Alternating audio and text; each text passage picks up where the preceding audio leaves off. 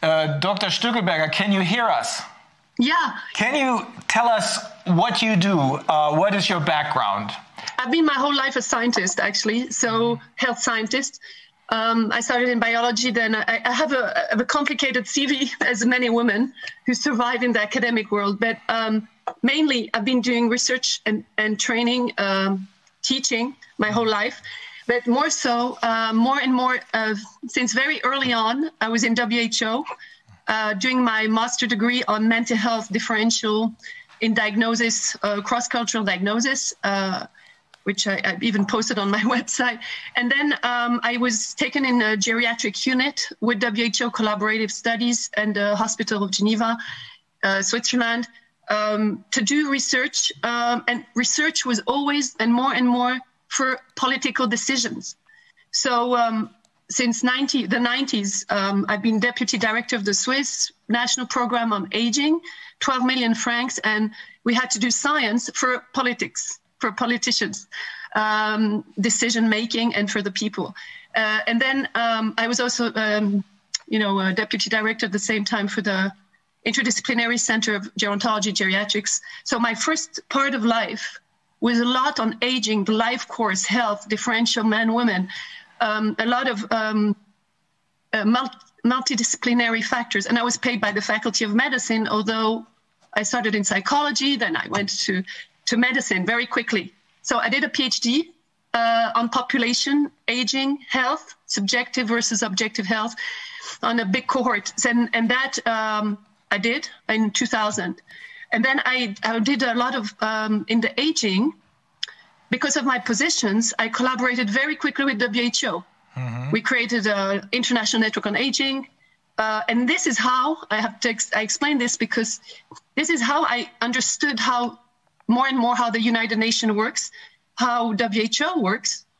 Since 94, I was expert there, taken as a rapporteur, a young rapporteur speaking all those languages. And then the politicians started to ask me to do events, and I organized twice the UN Open Days. Mm-hmm. As a good Germanic, you organize well things. So that was my first part of life. I got a prize from Kofi Annan for doing so much work in science for politicians, science for people. Then the second part was from 2000 on in public health. And this is where I started more and more to be in WHO in the capacity of on the research ethics committee for 4 years. I have all the credentials, so no conflict of interest, everything. And then what happened in this courses where I was teaching public health, actually my PhD, I have always been on public health. It's just not topic that is recognized academically. You have to know that.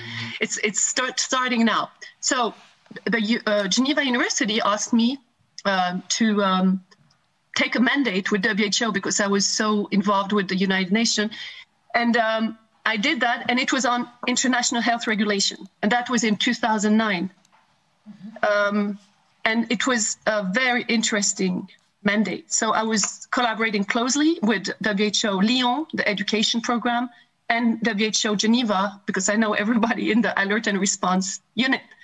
So it is linked to what I will tell you after, so I'll go quickly through that. What is interesting in what I'm going to say is I've experimented the will to stop training people on preparedness plan. Because we did an implementation program for 3 years with Georgetown University, Pretoria, and me for the University of Geneva. It was, the whole international health regulation is to prepare countries and member states to be ready for a pandemic, to prevent a pandemic, and to act quickly and readily.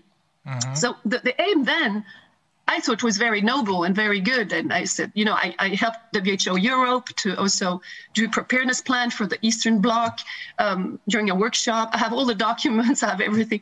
And then we won the renewal of the mandate of 3 years in 2013. And suddenly they announced that there is no fund. Japan has not paid for that. When we had not trained all the regions at all, we had trained part of Africa, part of Saudi Arabia, the Middle East, Europe part, America part, but it was definitely not. And I always said we should do a publication of training, and they never did. I did one for ethics. So I saw there that there is something wrong already. Then I started teaching this in the University of Geneva on the Global Health and Human Rights summer school that I organized with colleagues, and I was in charge of the International Health Regulation Week, which I was doing. And WHO, Bruce Plotkin, a lawyer who was working on the international regulation in WHO, came to tell me that I cannot teach this. And I told him, who are you to tell me what I can teach or not? And we had a lunch in WHO that was quite muscly, because I said, it's my right to teach whatever I want, and I don't understand why you don't teach this. Anyway, so that is the context. So I've been teaching that, and I was involved also with the European Union, and I have a lot of expertise in the international world. So that's where I am now. And if I come to you, I have more to say, but I want to go to the topic. So yes. The international health regulation was adopted in 2005, but implemented and come into force in 2008. And from 2008, they wanted to do implementation training for all the regions. Yes. That makes a lot of sense. In particular, when I see it in the context of what Frau Behrendt just told us. Okay, also, diese... She has a question. Could I just... Yeah, go ahead. Should I talk English or German? Of course, speak English. Because what I did not mention previously was that I also did country missions for the IHR Secretariat, and also know Bruce Plotkin. Oh, you know him. I worked there as well and did some guidance issues and things. So I think we have to speak to each other. Okay, great. You know them. Yeah. And probably not so great as far as I can tell from your both of your reactions. You don't really think that he's such a great person, right? No, not at all. Okay. Who does he work for? A government that is higher than WHO. Which one is that? The United States? Maybe it's no. Maybe no. If we will go into that, I have things to tell you, because Switzerland is the center. And I speak that as a Norwegian. It's the center of a lot of corruption, because we have one of the most important NGO. It's Gavi, the Global Alliance for Vaccine Initiative, which the foundation Bill Gates has, which has, I tell you, I have the papers, total immunity. Total. They can do child trafficking. They can do whatever they want. The police cannot come and look into their computer. When the pandemic happened, what would they say is pandemic? I was in South Korea for a big meeting, and I realized there is something not right and not corresponding to the international health regulation when I traveled back. And I think this is very weird. The news says one thing and people don't behave the same in the airports. So I started to look, and I realized over this whole year, all the breaches compared to the international health regulation and the preparedness plan. And I'm working now for a lawyer in Quebec, who's called Dominique Desjarlais. You know, I organized the Stockholm Peace Summit post-COVID, where I invited you and you couldn't come.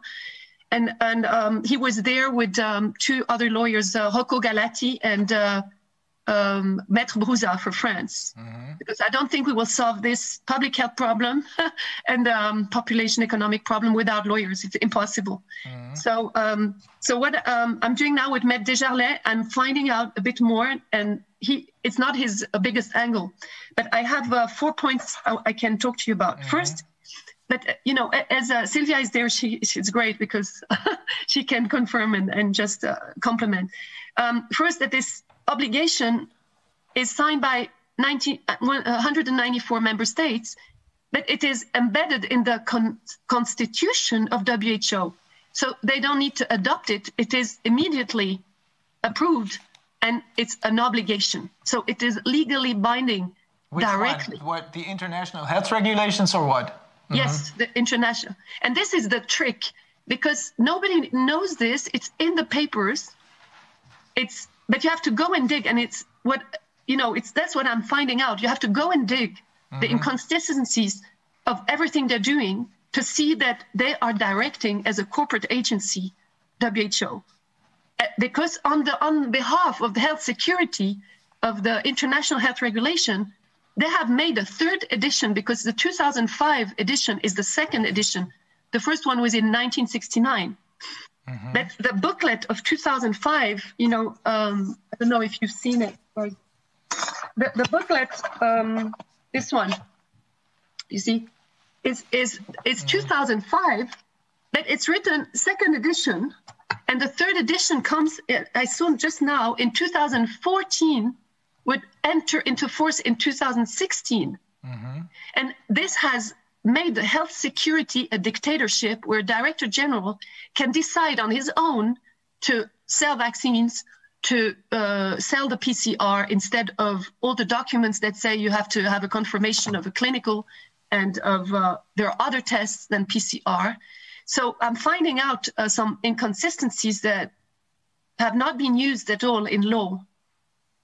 So the first one is this: it's an obligation. So if it's an obligation, what Tedros, I'll call him Tedros, says, this Secretary General terrorist in WHO, when he says something, all the countries have to obey under law. All the member states of the WHO, everyone who signed the agreement with the WHO, because automatically, because as you're saying, this is part of the constitution of the WHO, this is binding law for everyone who's a member of the WHO. Right. Okay. With two reservations. There are two countries, because I was teaching that, so I know. There were two countries in 2009, in the second edition, that made reservations. And it's very interesting. It's the USA and it is Iran. They don't want to obey to WHO completely.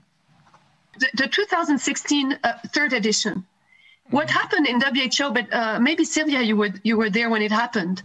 Bill Gates was already around. He was already, mingling, saying that he pays so much money, but he became visible when, I think it was in 2017, or you correct me, that I know this through my colleagues there, he requested to be part of the executive board of WHO like a member state. And it's incredible. I said, how can he dare to do this? And they went to the vote. The executive board meets every January. And it changes every year. And they tried to lobby the countries. Of course, he tried to bribe. But it's really an event, because it is not mentioned. Maybe we can get the minutes of the executive board. They even accepted that he would be considered as a member state because of the money he gives. So this is unprecedented in a constitution of member states. Is he now being considered as a member state? Not officially. But unofficially? Not that I know. Maybe there are documents. Unofficially, yes. And that's probably because that's why he has this immunity, right? He has total immunity in Switzerland. Okay. Unofficially, he probably holds that kind of status, right? Yeah, yeah. I can tell you why it is very suspicious is because I think he has done something with every member state, the same contracts. What I found out with Swissmedic is the FDA of Switzerland, is because I gave the paper to a journalist and now I don't even find it. I can find it again. The Swissmedic has signed a contract with Bill Gates and WHO. And this is abnormal.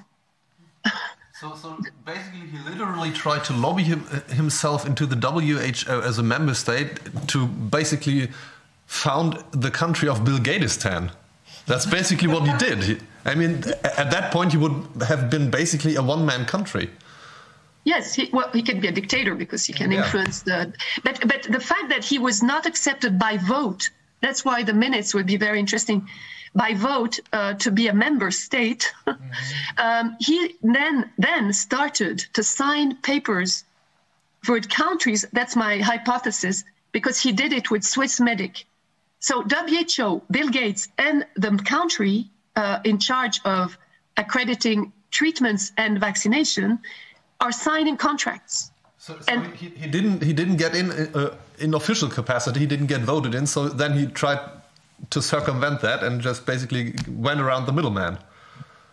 Well, yeah. How can you, if you're a country, sign a contract between 3 signatures, Bill Gates, a country, and WHO? Because WHO signs with countries, but not. And even that I find pretty weird. You know, why does WHO have to sign with a country an agreement? I don't know. You see, this is a corporate agency doing that, but not WHO. I mean, correct me, Sylvia. But that WHO accepts to have a company, a private company, selling a merchant, signing together the 3 to make the surveillance and to choose the medication. I think that, you know, Swissmedic had posted it on the website. I think that every country, that's my hypothesis, they have done this everywhere. That's why everybody says the same thing in the train, the same message. Every week there's the same thing happening. Tell us more about this immunity. How does this work? Yeah. Okay. I can find again the document. It's also in German because Switzerland is also in German. And you can have a look. It's shocking. It's the normally NGOs, because I have been an NGO and I'm an NGO activist with academics in the UN since 20 years. An NGO has a status of accreditation to the United Nations. You can come and speak, you're an observer, but you cannot intervene in many things. And you don't have immunity if you open an office, you are submitted to taxation. Gavi has no taxes to pay. This is very strange. Switzerland is hosting an NGO, international, who doesn't pay taxes and who has total immunity. There are clauses in there. You can just read them. I will find it for you. I mean, the police cannot come and take a computer. If there is a criminal problem in the office, the police cannot get in. So they're criminally immune. Yes, criminally immune from any criminal sanctions. Yeah, I just looked it up. They have qualified diplomatic immunity. Aha. Within their area of operations since. What's the name? I think they have qualified diplomatic immunity, and they don't pay taxes since 2009. I just looked it up. They ratified a law in Switzerland in 2009. I just looked it up because you just said nobody knows about that. It's actually even published on Wikipedia. Yeah, but people don't know it because nobody cares. Because obviously that's the thing. Nobody cares. It's in the details. We don't even think that it's possible. Yes, exactly. As citizens. That's why we're not thinking about that. That's why we're not thinking about where is the basis for all this. Because we simply accept what is being told. And now we're going to start thinking, and I think many more people are going to start thinking, because this is extremely important information. Everything is out there in the open, but most people don't want to see it because they don't believe that that can be possible. And I mean, it's not about saying that anyone's doing, running around harvesting organs from African children or something like that, something horrible like that. Nobody's claiming that Bill Gates is doing that or anyone is doing that. But he could. Yeah, that's the problem. We as a society should ask ourselves, should we endow any single person or any conglomerate of persons with such incredible amount of power without any kind of democratic responsibility and legitimacy behind themselves? That's the question we should ask ourselves, not if somebody's going to abuse that power, because the abuse is inevitable. As soon as somebody has this kind of power, they're going to abuse it. Not today, not tomorrow, but eventually they're going to abuse it because simply because they can. But why them and not us? I have NGOs. Why can they do it and not another NGO? This is the question. Yeah. And also there's a difference with like a normal diplomatic immunity, because this is usually these people come and they just work on relationships, and maybe they have a speeding ticket, or I don't know. I mean, of course some kind of political legitimacy. Also, but not in this case. Nobody ever voted for him. Someone comes into another country and has like total immunity also for like all business transactions and all that. I mean, that's crazy. It's absolutely crazy. They have less immunity than Bill Gates. Apparently, that's my friends telling me. So maybe you know more. But the diplomats don't have a total immunity. No, they don't. Yeah. This is a similar revelation when we were dabbling with European agencies. We found out that in the national regulations about, for example, the European Central Bank in Frankfurt, they have literal diplomatic immunity, and there is no regulation to lift it. So the head of the European Central Bank, for example, if he says, I don't want any kind of seizure of my computers, or I don't want the police in here, they can't go in.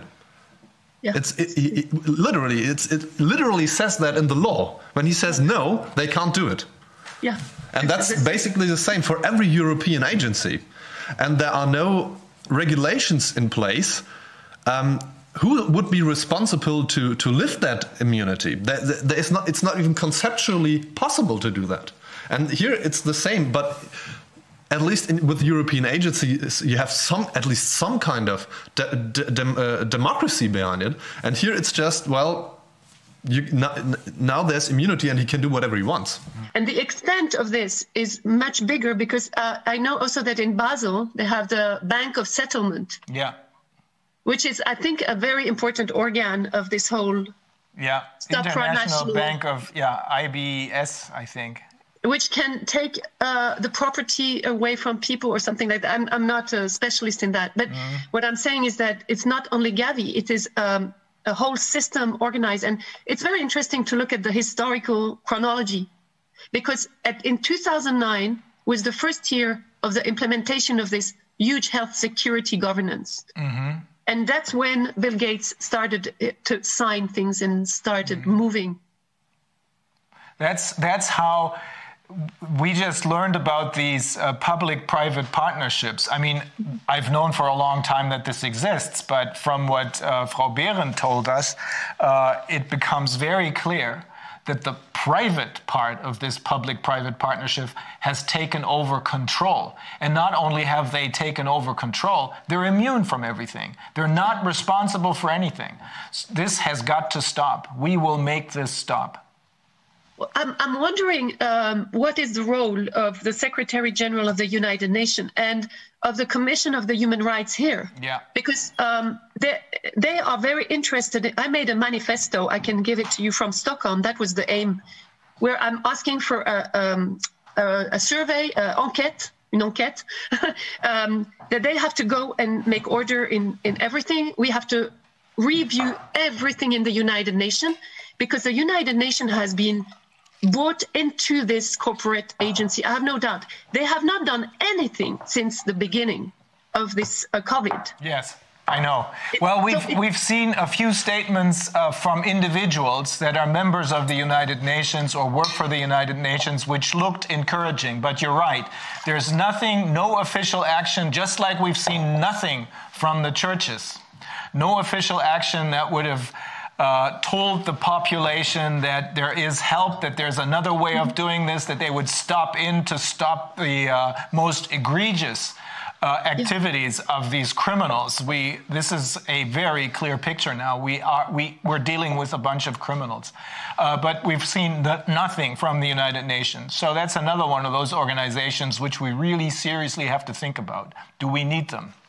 They actually are meeting this week until the 31st of March. Mm-hmm.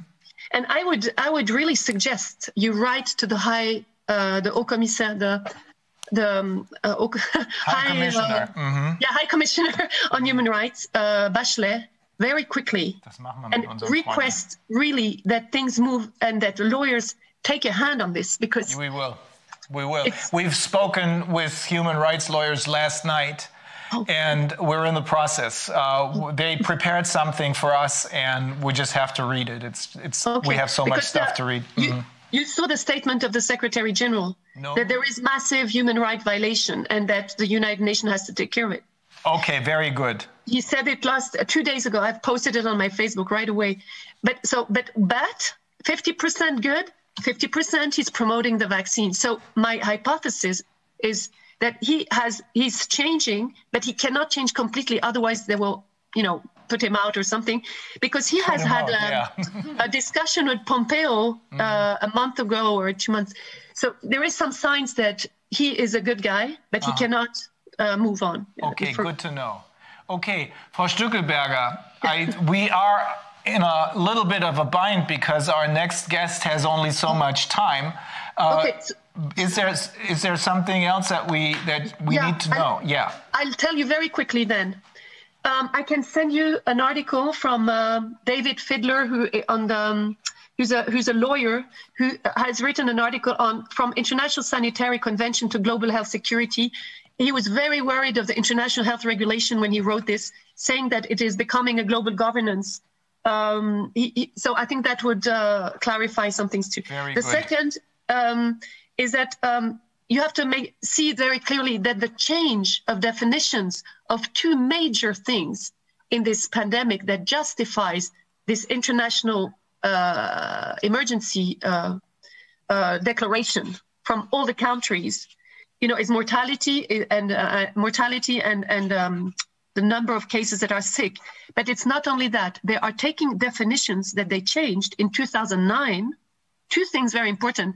The pandemic definition has changed from being the number of cases abnormally high in deaths and in disease to, there are diseases that are spreading all over the world. Yeah, so they have changed in 2009. They took the definition originally existed of three elements. One is that it's a worldwide disease, that there are a high number, and I think what they call it an abnormally or enormous high number of very sick people and an enormously high number of deaths. And they cut out the last two, and now the only requirement is that we have a worldwide disease. Right. That means that any flu can be turned into a pandemic. Actually, any cold can be turned into a pandemic. Yeah. And it comes from WHO, and it is, I think, when Bill Gates started to change with his crowd, the definitions, what we just talked about, the immunity, everything. And the other one, that the immunity, they changed the definition of the immunity, right? Mm-hmm. Yeah. So now the only immunity is vaccine. And this is probably no coincidence, because this happened in 2009. That's when Bill Gates appeared on the picture, right? Yes, the definition of the herd immunity is now, But immunity is very recent. Yes, but he's still there. And the last small thing, very rapid, I'm sure that you saw that WHO has issued twice now, in 7th of December and on 20th of January, medical alert to a product called PCR. It is written in small that it is an alert. So it is intentionally criminal to say, alert, this PCR doesn't work with the CTs, you have to find the CTs, and to not say stop. I didn't know that. Oh, okay. So they have an official alert, meaning you can't use PCR tests to detect infections, and at the same time they're still pushing the PCR test as the only means or the best means to detect infections. Yes. That is very interesting to know. And it's intentional, because they say in the recommendation you have to ask for the CT when you do the PCR. But in fact, I can give you the reference and you can look. Because this is a key. They are intentionally putting a small alert. They are delaying the time, and they're not saying stop it. Okay. Wow. I think we pretty much covered everything thus far. We're probably going to meet again, but I'm very grateful for you taking the time and being here with us today.